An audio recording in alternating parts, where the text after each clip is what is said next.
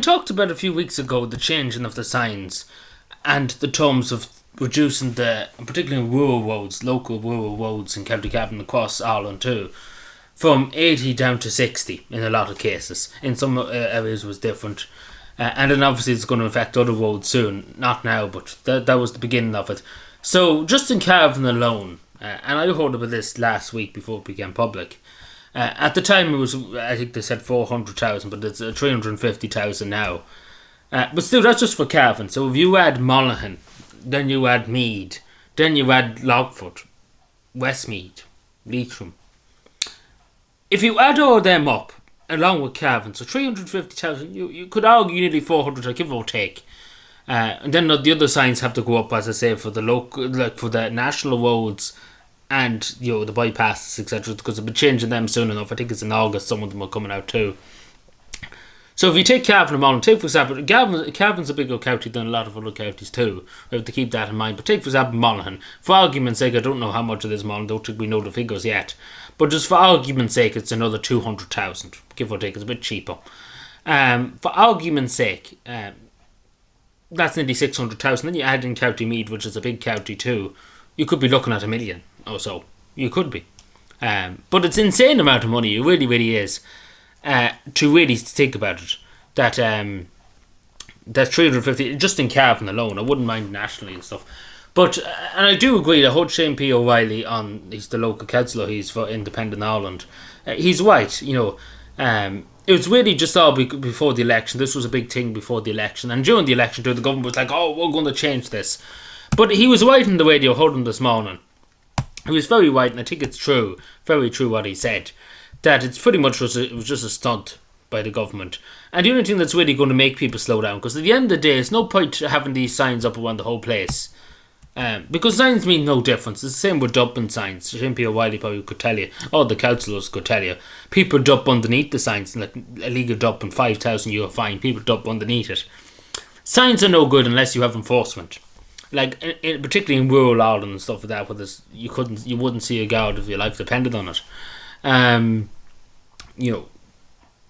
Why does anybody give a shit? People are going to do the speed, they're going to go into the crash or end up dead. Simple as that. And he's right in saying that. They're either going to be put in the back of a squad car or put into a horse. And it's only the truth. Either they drive themselves into a wall or something like that, or end up in the back of a squad car. That's the only way to really teach manners to these people that they go over the speed limit and just drive reckless and stuff like that. Like, you can put up signs to Kingdom and to hell and to back, pretty much. It's still not going to change their mind. If they're going to drive fast and not ignore the speed limit, etc., they don't care. They simply don't care about the fucking sign. Excuse my language. But unless you have the manpower on the ground to enforce it, you might as well piss against the wind. You may be totally answered to. Excuse my vulgar language, but let's be fair, it is true. But a lot of people in Cavan are very, very upset about it, and so rightly so. Because, I don't know, I don't think there was much need, first of all, to go around and change all the signs everywhere. I don't think there was much need, in my opinion. I think a lot of people in Cavan had the same opinion. There wasn't much need. The government could have done it without changing all the signs. Because again, I knew it was going to be expensive. I knew roughly it would be dear, and it was going to be dear.